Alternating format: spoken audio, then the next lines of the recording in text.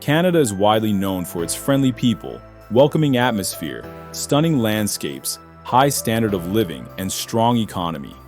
However, a troubling reality is emerging. Millions of Canadians are struggling to afford even the basics of life. With house prices soaring and living expenses rising sharply, wages have remained stagnant since 2016, making it increasingly difficult for many to stay afloat.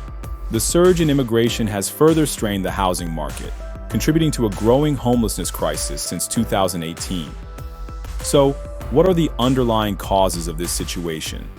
Let's take a closer look at the factors shaping the economy of a nation that is supposed to be a model of prosperity.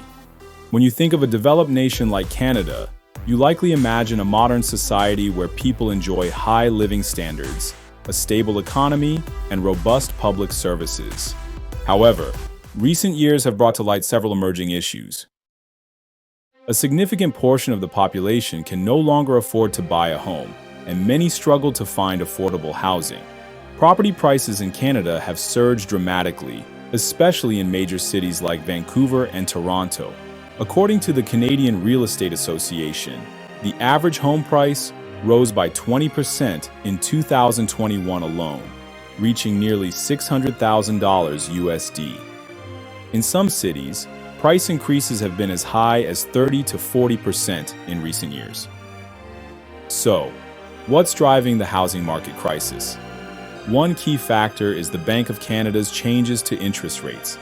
When rates rise, monthly mortgage payments become more expensive, putting homeownership out of reach for many. This has led to people postponing their home buying plans or opting for shared accommodations. Another contributing factor is the shortage of new housing. While the government has introduced policies to promote affordable housing development, the supply of new homes still falls short of demand due to challenges like rising construction costs and limited land availability. Foreign investment also plays a major role in pushing up property prices. A recent survey revealed that over 10% of real estate transactions in Vancouver involve foreign buyers, which has created further strain on the housing market for local residents. The growing influx of international investors, particularly in major cities, has fueled demand and driven prices to levels that many Canadians can no longer afford. The effects of rising housing prices go beyond mere statistics. For millions of Canadians, the inability to own a home is a complex issue. Many struggle to find affordable housing, often forced to live in suburban areas far from city centers, where the cost of living is lower, but the trade-off is long and expensive commutes. One resident in Toronto shared their experience. "My family and I have been in a small apartment for the past 3 years. Despite saving diligently, buying a house is out of reach. We commute about an hour each day for work, and travel costs continue to rise." The challenges of rising home and rent prices, while wages have remained largely unchanged, are making it harder for people to secure stable housing. Many are reluctantly becoming homeless because they simply cannot afford rent. If current trends persist, forecasts suggest that homelessness could rise dramatically in the coming years. Streets, shelters, and even tent cities are becoming common sights in major cities like Vancouver and Toronto.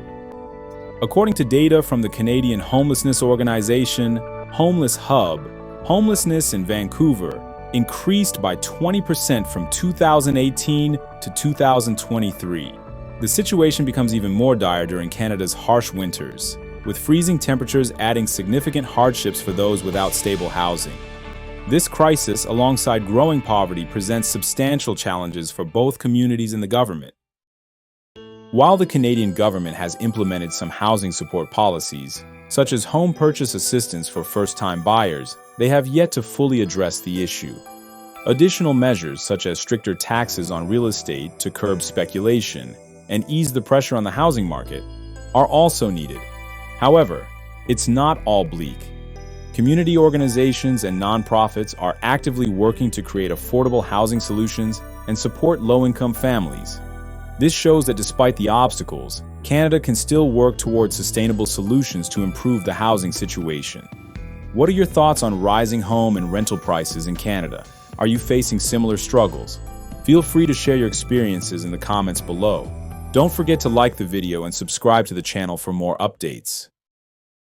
Now, in a prosperous country like Canada, where citizens are expected to live stable and comfortable lives, people are increasingly grappling with the rising cost of living.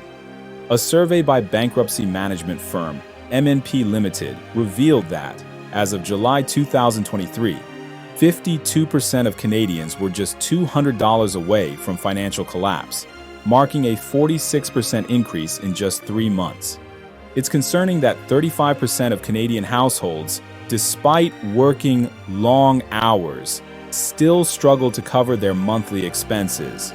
Many people find themselves unable to pay rent while also being unable to afford other essentials. The prices of basic goods have all risen, with food prices increasing by about 10%, which is particularly alarming. Utility costs have also gone up, adding extra strain on lower and middle-income families. In today's world, people are forced to carefully manage their daily expenses, often limiting purchases to only the most essential items or cutting back on their diets in order to save money. Luxuries like vacations or dining out have become unattainable for many. One Toronto resident shared, "With my current salary, I have to be extremely cautious when shopping. Every week I buy just the essentials, not daring to purchase anything extra. Utilities like electricity and water keep increasing each year, with no signs of slowing down. We've had to reduce non-essential spending just to get by." With prices constantly rising and wages remaining stagnant or even shrinking in relation to inflation, it's clear why many Canadians are struggling. According to a study by the Canadian Policy Research Network, real wages have remained largely unchanged since 2006. In 2022, the average wage of a full-time worker increased by just 1.7%, while inflation surged to 6.8%, significantly eroding people's purchasing power. This situation is especially difficult for workers in sectors like education. A teacher in Vancouver shared, "Despite working in education, my salary isn't enough to cover living costs here. I've had to take on extra work, but even then, by the end of the month, it feels like I can't keep up with all the expenses piling up."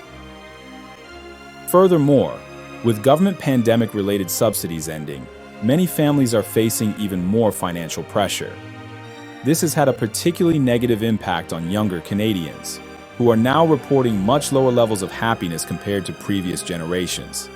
While Canada ranks 15th on the World Happiness Report, young people are ranked much lower, at 58th place.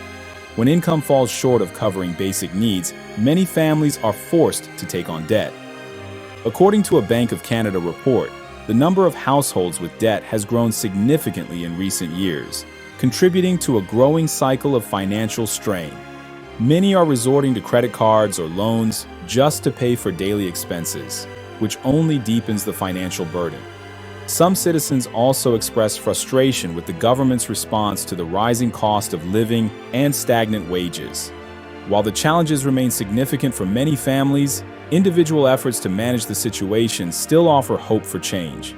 The Canadian community is actively searching for ways to adapt and navigate this challenging period, hoping that future policies and solutions will improve financial conditions and help citizens lead a life that reflects their hard work. One major factor influencing the lives of Canadians in recent years is immigration. For decades, Canada maintained an immigration target of around 250,000 people per year. However, after the end of the COVID-19 pandemic, the government raised the target to about 400,000 annually and plans to welcome roughly 550,000 immigrants per year by 2025. In addition to this, Canada has introduced other strategies to attract immigrants, including international students. Hundreds of thousands of students from around the world are currently studying at Canadian universities and colleges. Moreover, Canada has seen a significant influx of temporary foreign workers, contributing to an annual population growth rate of nearly 3%. As a result, Canada has become the developed country with the fastest growing population globally. Despite this growth, not everyone agrees with the country's expanded immigration policy.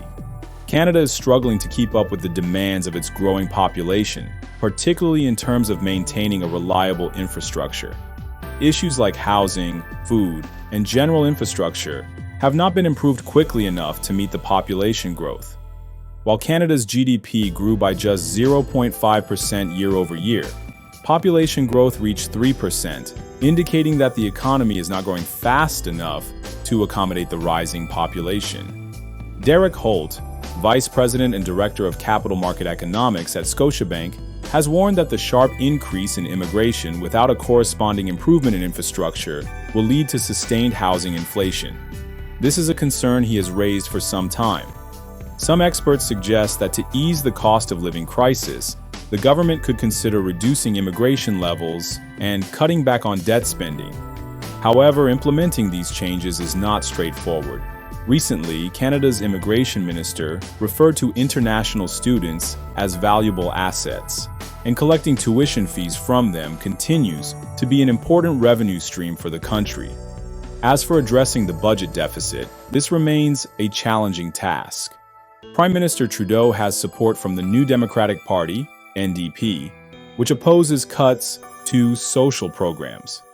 As a result, the government can only hold press conferences and make promises, with no clear long-term solutions in sight. Under pressure from public opinion, the government has finally proposed a plan to reduce immigration in the coming years. However, it remains uncertain whether this move will come soon enough to make a difference. Changes to immigration policies and improving the quality of life for citizens are urgent issues that Canada must address in the future. Although Canada has long been known as a land of development and opportunity, where people are expected to live fulfilling and happy lives, the current reality tells a very different story. A significant portion of the population is unable to enjoy the same prosperous lifestyle as others in Canadian society. Growing inequality is becoming a major concern, as the wealthy continue to live in luxury while the poor face daily financial struggles and limited opportunities. What is causing Canadian society to become increasingly divided, and is there hope for a better future? The wealth gap in Canada has widened considerably in recent years, particularly after the COVID-19 pandemic. A report by the Canadian Policy Research Institute revealed that the poverty rate rose to 14% in 2022, leaving over 5 million people living below the poverty line. Meanwhile, wealthy families, especially those who own property, have benefited from rising real estate prices. This has created a stark divide between social classes, with those who do not own homes missing out on the financial advantages of the growing economy. Unequal distribution of wealth is a key driver of this injustice. Although the Canadian government has made efforts to support those in need, such as increasing social welfare and implementing affordable housing initiatives, these measures have not been enough to address the root causes of inequality. This disparity not only affects quality of life, but also has long-term implications for future generations, especially the youth. As a result, many young people are leaving the country in search of better opportunities elsewhere. A young engineer in Toronto shared, "Despite my best efforts at work with my current salary, I feel stuck. Everything here is too expensive, and I can't provide a stable life for my family. That's why I decided to look for opportunities in the US, where the cost of living is more manageable." In addition to economic challenges, the rise in stress and mental health issues is becoming a significant concern for Canadian society. According to the World Health Organization, the rate of mental health problems in Canada has increased by 25% in recent years, particularly during the pandemic. This has had negative consequences on society, affecting overall well-being and productivity. However, amidst these challenges, there are stories of hope and resilience. Many community organizations and individuals are working to create positive change. Programs that support the underprivileged, initiatives for youth development, and mental health support networks are all contributing to building a fairer and healthier Canada. While these efforts are not yet enough to solve all the problems, they represent important steps toward reducing inequality and improving quality of life for many Canadians. In light of the increasing inequality and hardships faced by many families, the pressing question is, what can be done to create a fairer and more sustainable future for everyone? While the challenges are significant, there are potential solutions that could help improve the situation and offer hope for the future. Addressing the shortage of affordable housing is one such solution. The Canadian government needs to develop and implement policies to increase housing supply, particularly for low-income groups, as part of the effort to build a more prosperous and equitable society. The Ontario government has started implementing various initiatives aimed at developing affordable housing, but more work is needed to ensure that these policies are effectively carried out and reach those who are most in need. Another crucial measure is to regulate real estate prices and curb land speculation. Speculators who buy properties purely for investment rather than for living have played a significant role in driving up housing prices, making homeownership out of reach for many families. To tackle this, the government could introduce taxes on second homes or enforce stricter regulations on property rentals to reduce speculation. Beyond housing, wages also need to be adjusted to align with the rising cost of living. A study from the Canadian Policy Research Institute reveals that the current minimum wage is insufficient to cover basic living expenses, particularly in high-cost cities like Toronto and Vancouver. Moreover, the government should increase financial support for low-income families. Expanding subsidy programs like housing assistance and healthcare support can alleviate some of the burdens. For example, the Canada Child Benefit has already helped millions of struggling families, but many others still do not benefit from it. A more comprehensive health and welfare system is necessary, one that not only offers financial assistance, but also ensures people have access to essential healthcare and education services. A long-term solution to inequality and creating opportunities for all is to foster investment in sustainable industries. Sectors like high-tech, renewable energy, and innovation are rapidly expanding and can provide stable, high-paying jobs. The government can incentivize businesses to invest in these industries through tax breaks and training programs. These efforts will help Canada maintain its competitive edge globally while creating job opportunities for the younger generation, ultimately contributing to the country's long-term economic growth. However, fostering investment is not just the government's responsibility. It requires the active participation of the private sector and the broader community. Large corporations can play a significant role by creating jobs, investing in research and development, and supporting environmental protection efforts. These actions contribute not only to economic progress, but also to building a fairer society. Addressing these challenges will require cooperation between the government, businesses, and the public. While Canada faces considerable challenges, focusing on reforms in housing policies, wage adjustments, social benefits, and investment in sustainable industries could pave the way for a more equitable and prosperous future. Change may not come overnight, but with collective effort, Canada can evolve into a better place to live and work. While this video offers valuable insights into these issues, it's impossible to cover every facet of the topic.